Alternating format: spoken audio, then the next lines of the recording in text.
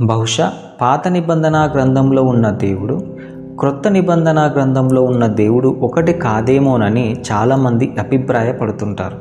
ఎందుకంటే Elohim, L Shaddai, యాహవే అనే పేర్లను హీబ్రూ పదాలుగా పాత నిబంధన గ్రంథంలో వ్రాయబడ్డాయి. కానీ కొత్త నిబంధనలకు వచ్చేసరికి కేవలం ప్రభు అనే మాట పదే పదే వాడడం ద్వారా ఈ రెండు గ్రంథాల్లో ఉన్న దేవుళ్ళు ఇద్దరు అని అనేక మంది తన సొంత అభిప్రాయాల్ని ఊటంకిస్తూ ఉంటారు. వాస్తవంగా తెలుసుకున్న విషయాలు ఏంటంటే, బైబిల్ అనేది 3 భాషల ద్వారా లిఖించడం జరిగింది. మొదటిది హీబ్రూ భాష, అరమేక్ భాష, మూడవది గ్రీక్ భాష.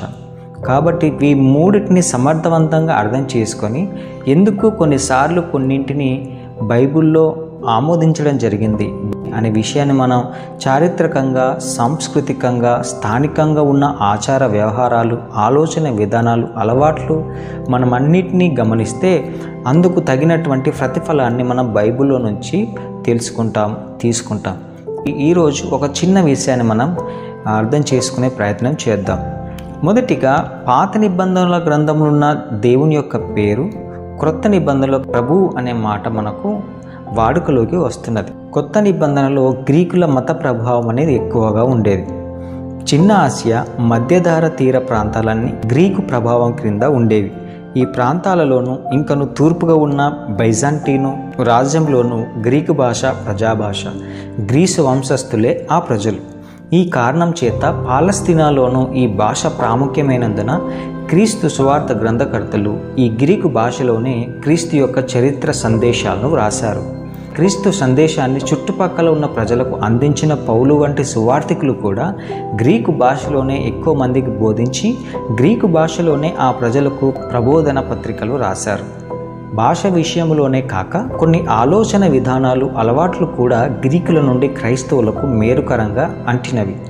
ఉదాహరణకు, పాలస్తీనాకు ఉత్తరాన ఉన్న అంతియోకయ అనే గ్రీకు పట్టణంలో పాలస్తీనా బోధకులు క్రీస్తును గురించి బోధించుచుండగా వారు ప్రయోగించిన కొన్ని పదాలు గ్రీకులకు అర్థం కాలేవు. ఉదాహరణకు, క్రీస్తు దావీదు కుమారుడు అని యూదులు మామూలు మాటలతో చెబితే దావీదు కుమారుడుకు క్రీస్తుకు సంబంధం ఏమిటి అని అంత్యోక్యలో ఉన్న గ్రీసు దేశస్థులు ప్రశ్నించారు. యేసుక్రీస్తు మెస్సియా, లోక రక్షకుడు అని చెప్పగా ఆ హెబ్రీ పదాలు వారికి అర్థం కాలేదు. ఈ ఇబ్బంది కనిపెట్టి మీ జాతిలో దైవతామూర్తులను, దేవుళ్లను ఏమని పిలుస్తారని అపోస్తులలో ఆ గ్రీకు భాష మాట్లాడే వారిని ప్రశ్నించారు. వారు సమాధానముగా మా దేవుళ్లను ప్రభువు అని మేము పిలుచుకుంటాము అని గ్రీకు పదాన్ని ఉపయోగించి కురియోస్ అని చెప్పడం జరిగింది. అపోస్తులు సంతోషించి యేసు ప్రభు మీరు చెప్పినట్టు ప్రభువే కురియోస్ అని చెప్పి ఆ గ్రీకు పదాన్ని యేసు ప్రభువు కూడా ఉపయోగించారు. పాత నిబంధనను గ్రీకులోనికి అనువదించినప్పుడు దేవుని గురించి వచ్చినప్పుడెల్లా ఎలోహిం, ఎల్ షడాయ్, యావే మొదలైన పేర్లు వచ్చిన చోటెల్లా కురియోస్ అనగా ప్రభు అన్నమాట వాడటం జరిగింది. క్రీస్తు సువార్తపై గ్రీకు సాంప్రదాయ ప్రభావంకి ఇది ఒక సాదృశ్యం.